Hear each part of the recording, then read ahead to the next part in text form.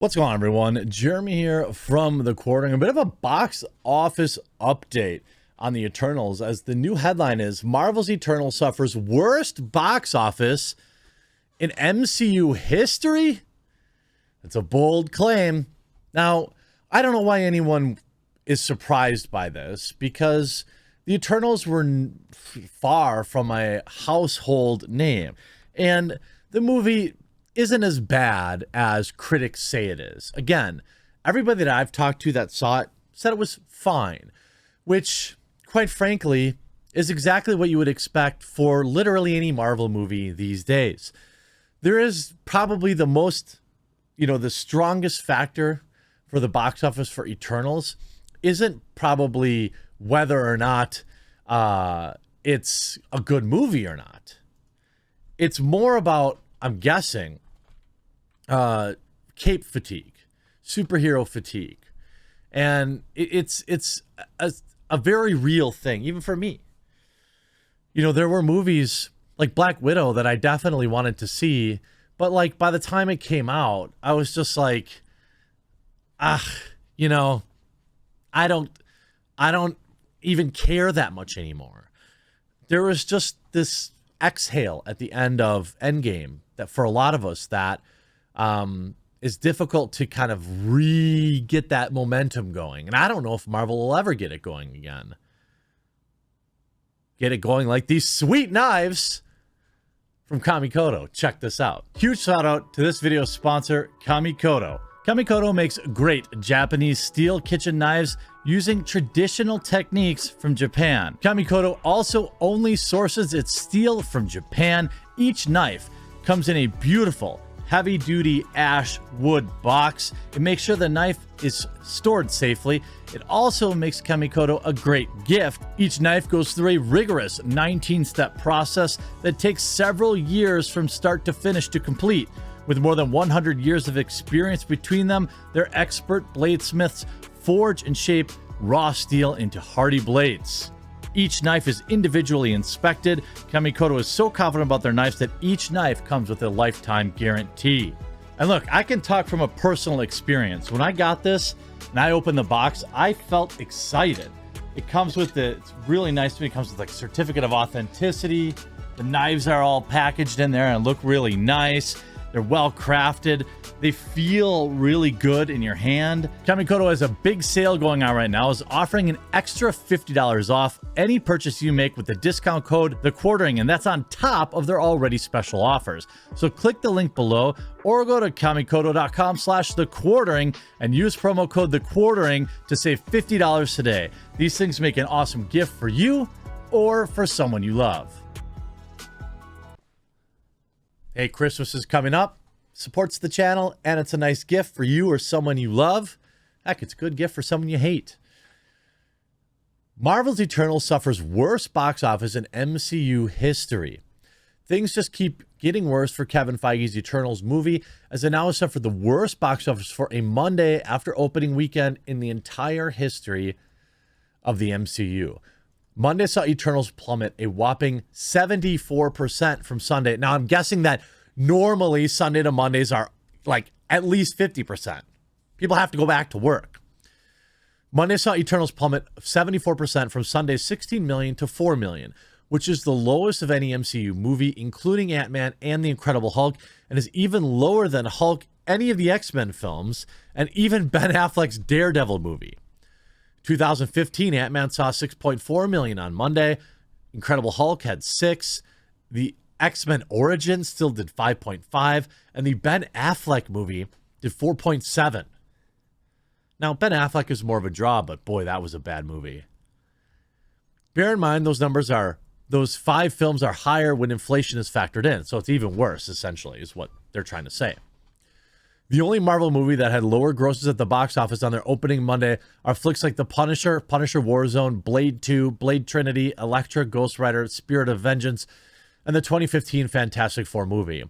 Are any of these any good? I bet you The Punisher was probably fine. Punisher Warzone, not great. Blade 2 and 3, bad movies. Bad. I often I forget that they even existed. That's how bad they were. Like, I'm just thinking like, oh yeah, Blade was a trilogy. Then that one chick was in it, from what, Seventh Heaven or something, was it, or Jessica Biel or something? Wasn't she in one of those? Bad.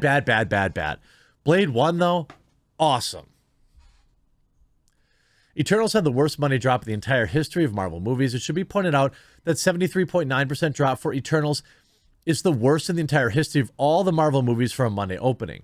Comparing Eternals' first Monday to recent MCU releases of Black Widow and Shang-Chi also shows no comparison, as Black Widow opened its first Monday in July amidst the lockdowns to 7.1 million, and Shang-Chi had the benefit of September Monday Labor Day and netted 19 million, which it's not fair to compete because it was a national holiday. It's in America, that's going to be when you have the most possibility, the highest possibility of people being available. It looks as if Eternals will have the lowest box office of any MCU movie, as currently the lowest box office is Black Widow at 379, call it 380 million, but at least Black Widow had the benefit of bringing in 60 million from Disney Plus. Next is Shang-Chi with 430 million, but at least a small number of fans that went to see it seemed to like it a lot. Yeah, Shang-Chi is a little diamond in the rough for the people that wanted it and liked it. It's like critics and audience both gave it like higher than 93, 94%. A rare time when critics and fans both agreed. Nothing wrong with Shang-Chi other than the actor, engaging in, back and forth with the fans, which, like I said, it's fine. I would never say that he couldn't do it or that you should, that you can't do it, but you shouldn't do it. In general, just make your $20 million and let people rip on your film. I know that's against your internal instinct to want to push back, but I wouldn't say Shang-Chi made history like the main actor said. It was a fine movie that nobody saw in comparison. The woke media rejected the Eternals completely, as it has a 46% Rotten Tomatoes score and MCU low. An audience score keeps dropping. It's currently at an 80%. By the way, 80% is totally fine. And like I said, this movie is a 6 or 7. If you just really don't care and you just want to munch some popcorn, munching some corn, or you have an icy or something, I could see somebody giving this movie a 7 and standing behind it because you managed expectations. I also think, that the really low critic scores actually helped people. It managed expectations as people went into the theaters, and then they thought, okay, well, this movie wasn't that bad. And that's probably a good thing. Whether it's the placebo or not, if you're cured or if you feel satisfied, what difference does it make? Disney wants to put Kevin Feige and Chloe Zhao on Star Wars. Good luck. Box office numbers are below. So if we look at Eternals box office on Friday, 30 million down to 24 million, down to 16 million. Those drops are normal, 21 and 32. The 74% drop to Monday, not good. Bad. I think you could say. I mean, it's not one of those things that you're going to write home about. It's at 166 million worldwide. This movie is going to lose money. It's on track to lose money and lose a lot of it. Most movies do the overwhelming, drop or overwhelming amount of revenue in that first week. Now, if it has legs, even if it doubles, if it does, let's say it does 60 million next weekend and 40 million the following weekend, that still only puts it at 265. It would have to do, let's be honest here. It has to do another 150 million next weekend just to even sniff breaking even. And there's no way Eternals is selling Disney Plus subscriptions. Now, there are worldwide audiences that appeal, that are into this movie that maybe aren't normally into Marvel movies, like the Bollywood stuff that, was a throw to that.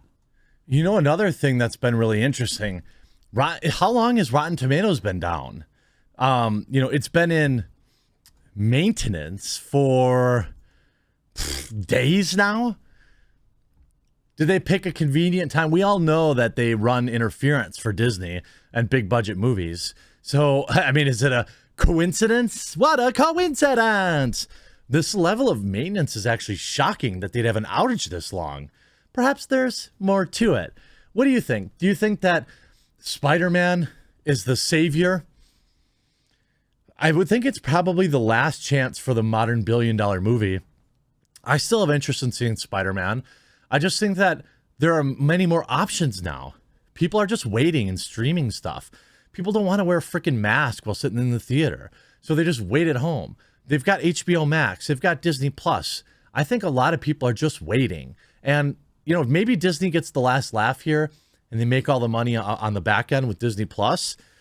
But I'm just feeling less and less inclined to even go to the movies at all, which really stinks.